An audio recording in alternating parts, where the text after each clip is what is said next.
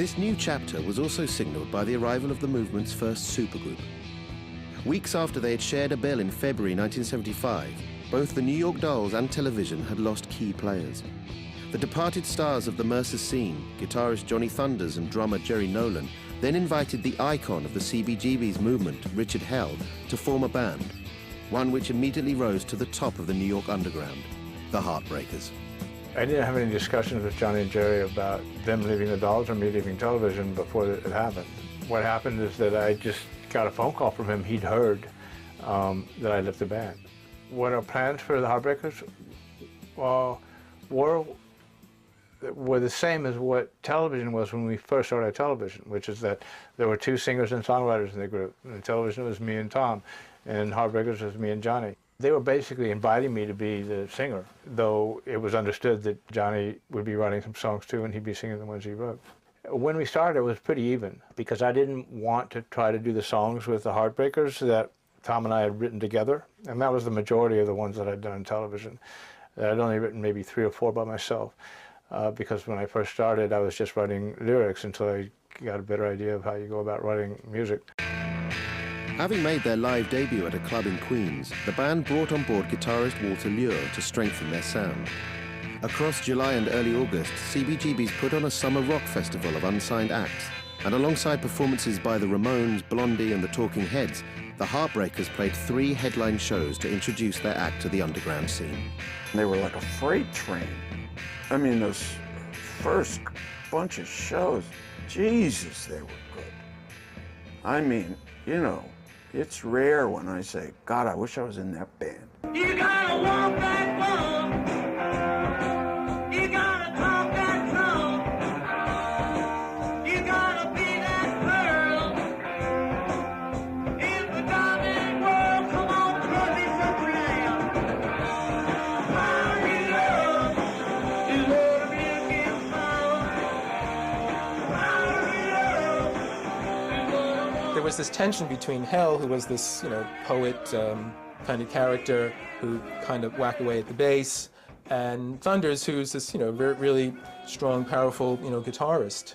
And there was this tension between the two of them. They should have been they were like in rival gangs in a way, and they kind of shouldn't have been together, but they were in this band for a brief period.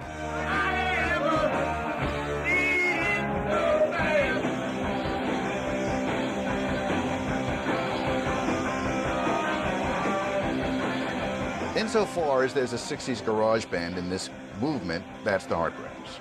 Only it's a 60s garage band as supposedly a continuing enterprise instead of, didn't turn out to be true because Johnny and Walter were such permanent fuck-ups. Johnny used to fall into the crowd on the beat. He was amazing, but he was also crazy and dissolute and not long for this world. As the band developed, their drug problems also developed. Heroin had already played a major part in the disintegration of the Dolls, and Hell too found himself drawn into addiction. Like the Velvets before them, the band chose to document this in song, and one of the Heartbreakers' key compositions was Chinese Rocks, co-written by Hell and Dee Dee Ramone. He too was an addict, and like the jazz scene of the 30s, the New York rock underground was engulfed in heroin.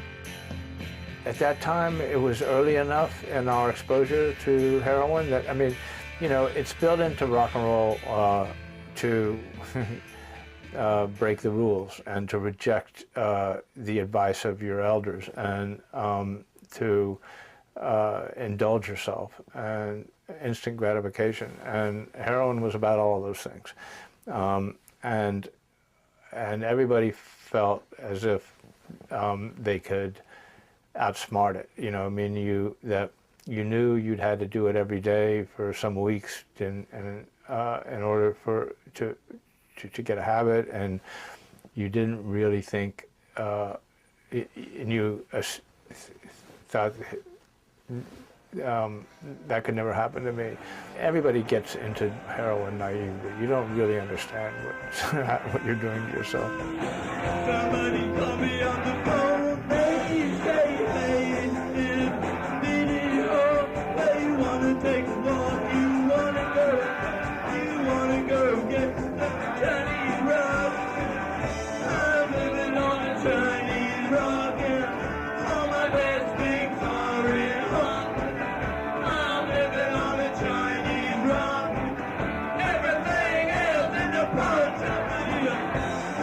we did kind of affirm it, you know. But I mean, that song is about how it's ruined everything for you. But at the same time, truly, when you write a song like that, there's something, in some way, you're affirming it. You know, you're bragging about it.